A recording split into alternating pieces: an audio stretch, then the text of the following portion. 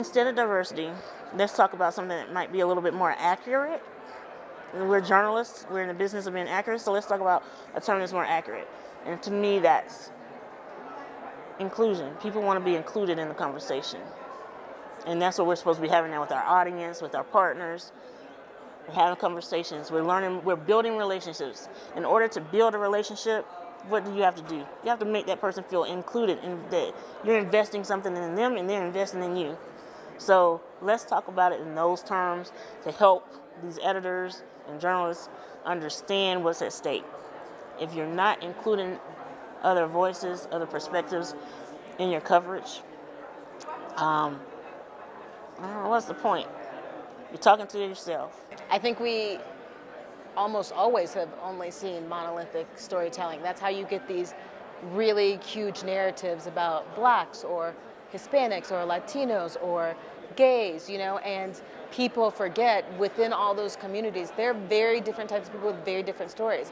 I'm a first generation Nigerian American, which is very different from someone whose family has spent generations in America and is also black, which is very different from someone who is West Indian and from the islands, but is also black. And then there are black Latinos, which when we talk about Latinos, for example, right, they're thinking like very specifically Mexicans as being Hispanic, but they're Dominicans who are also like black Hispanic. And then imagine if you're from one of those cultures, but you also happen to be gay or bisexual or transgender or identify as queer, and then imagine also if you're a black Latino who is queer but then also a Muslim.